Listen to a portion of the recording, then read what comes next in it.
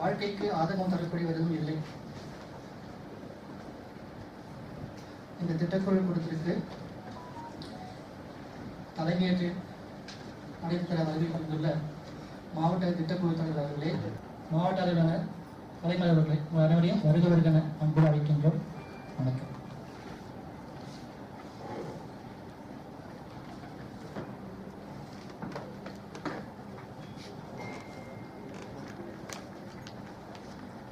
மற்றும் உள்ளாட்சி பிரதிநிதிகள் மற்றும் அரசு அலுவலர்கள் அனைவரையும் வருக என வரவேற்கிறோம்.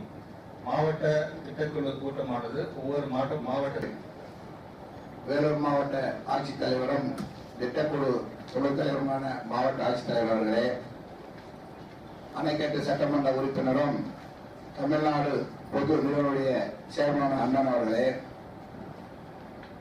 மாவட்ட திட்ட அலுவலர் அவர்களே, மாவட்ட மகளிர் திட்ட அலுவலர் அவர்களே, திட்டக்குழுவில் கொடுக்கும் தொழில்களை விவாதத்துக்கு எடுத்துக்கொண்டு அதன் அடிப்படையிலே பணிகள் நடைபெறுகிறது. நம்ம திட்டக்குழுவிலே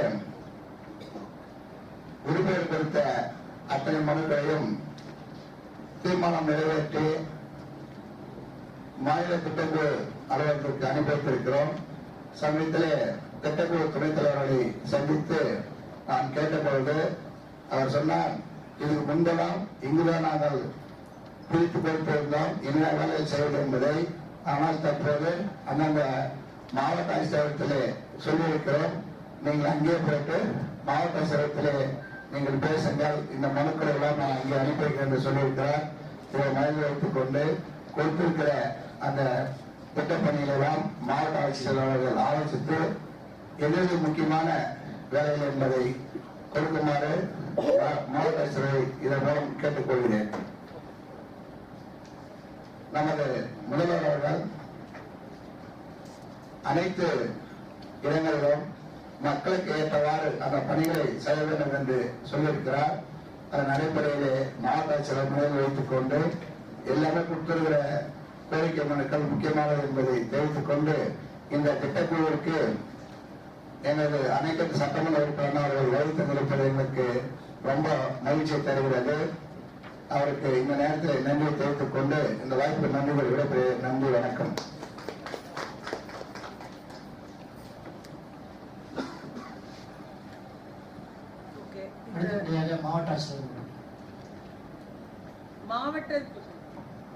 மாவட்ட திட்ட குழுவினுடைய தலைவர் அவர்களே, அணைக்கட்டு சட்டமன்ற உறுப்பினர் அவர்களே மற்றும் திட்டக்குழுவினுடைய அனைத்து உறுப்பினர்களே, நம்முடைய பஞ்சாயத்து